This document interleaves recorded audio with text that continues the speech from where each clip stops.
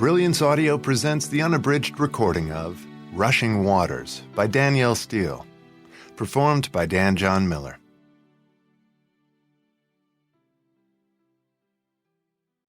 To my darling Toto, for being so brave, for all you went through, for living through what others can only imagine, may the memory of it dim, and may you be forever blessed.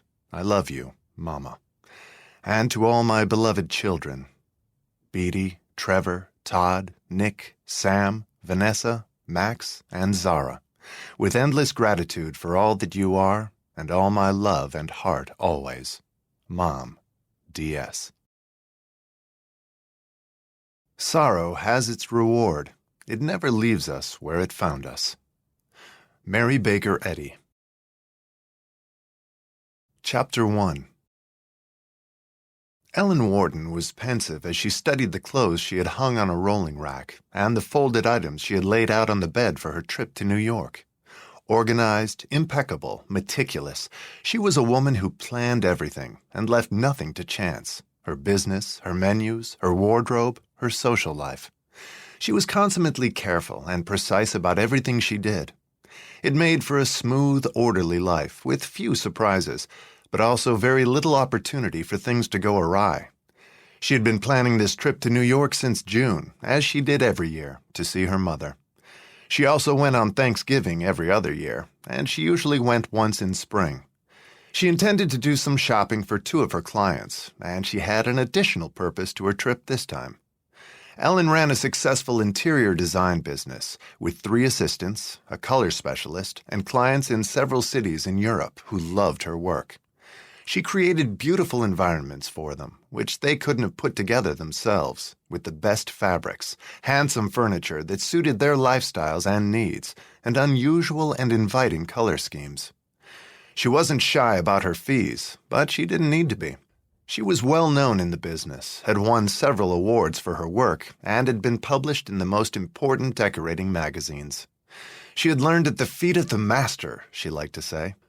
Her mother was a greatly respected architect in New York who had studied at Yale, begun her career working for I.M. Pei, and gone out on her own years before, designing houses mostly in New York, Connecticut, Palm Beach, Houston, Dallas, and anywhere her clients wanted to build a remarkable home.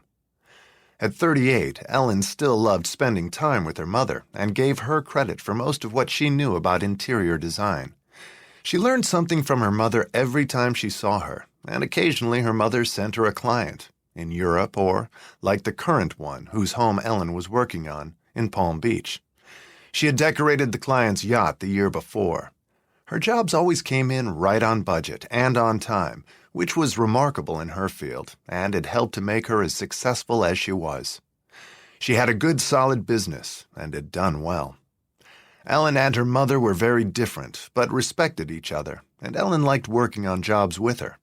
She loved her mother's open, airy, clean lines and style of architecture.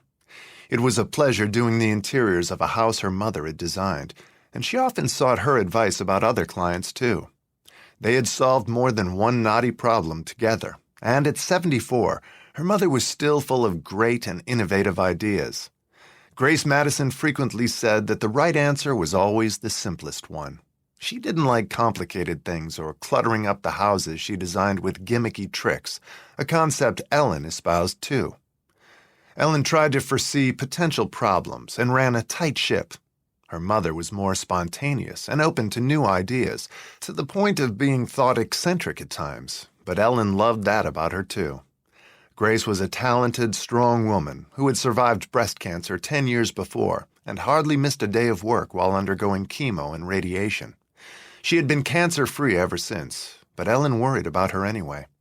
Her mother didn't look or act her age, but nonetheless, she was gathering years, despite her seemingly limitless energy and youth.